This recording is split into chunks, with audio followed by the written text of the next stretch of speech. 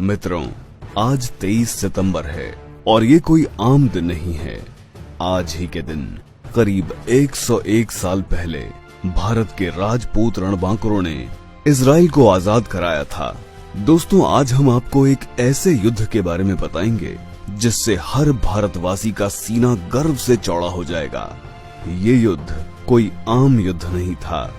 राजपूतों ने इस युद्ध में जो रणकौशल दिखाया, जो शौर्य दिखाया, जो साहस दिखाया, उसकी चर्चा विश्व भर में आज तक होती है। वो अलग बात है कि भारत में ये इतिहास गायब है, पर इस युद्ध के चर्चे आपको इजरायली और ब्रिटिश इतिहासकारों की किताबों में मिलेंगे। उन इतिहासकारों और रक्षा विशेषज्ञों ने यहाँ तक कहा है कि ऐसा युद्ध न तो आज तक हुआ और न ही कभी होगा। इस युद्ध की सबसे बड़ी बात ये थी कि ये भारत में न होकर 7 समुद्र पार हुआ था, लेकिन उस युद्ध में महागाथा भारतीय रणबांकुरों ने लिखी थी।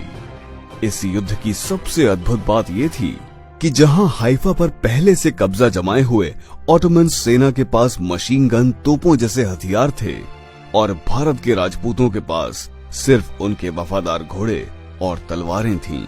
मतलब तलवारों और घोड़ों का मुकाबला सीधा मशीन गन और तोपों से था, वो भी एक अनजान जगह पर।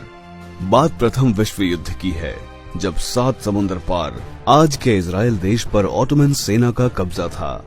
ऑटोमन सेना में जर्मनी, हंगरी, ऑस्ट्रिया जैसे देश शामिल थे और इस सेना ने पिछले 400 साल से इजराइल के मुख्य शहर हाइफा, जो कि समुद्र के किनारे बसा है, उस पर अधिकार किया हुआ था। अंग्रेजी सेना ने इसे छुड़ाने के बहुत प्रयास किए, पर हर बार शिकस्त ही मिली।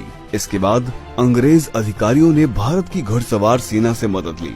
उन्होंने जोधपुर महाराज सर प्रताप सिंह से इस युद्ध के लिए देश की सबसे ताकतवर घुड़सवार सेना जोधपुर लांसर्स को भेजने की बात कही।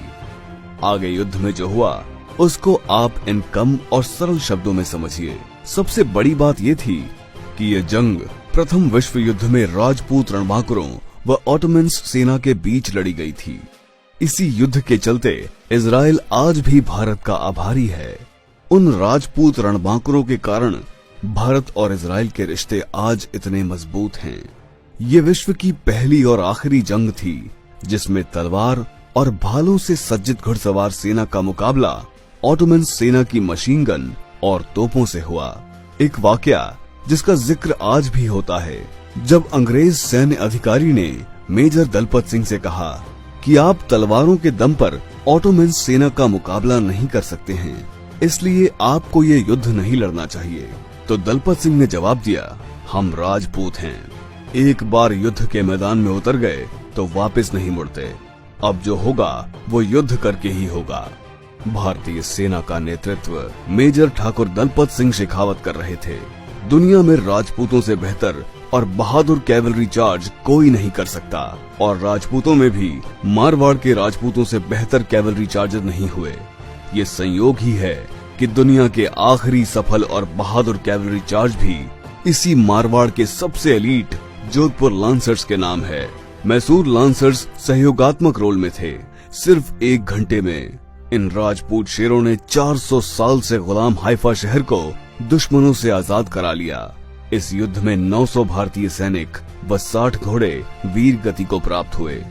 इन्हीं की याद में दिल्ली में हाइफा चौक का निर्माण किया गया। भारतीय सेना ने करीब 1350 ऑटोमन सैनिक व 36 अधिकारी बंधक बनाए थे।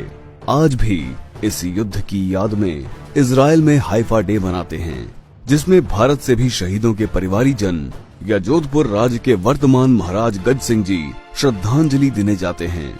ब्रिटिश इतिहासकारों का कहना है कि ऐसी शौर्यपूर्ण जंग न तो पहले कभी लड़ी गई और न ही कभी लड़ी जाएगी।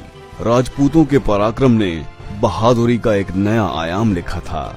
आज भी हम इतिहास के सबसे बड़े सूरमाओं को इस हाइफा दिवस पर शत शत नमन करते हैं। जय हिंद, जय क्षात्र धर्म, वीर भोग्य वसुंधरा।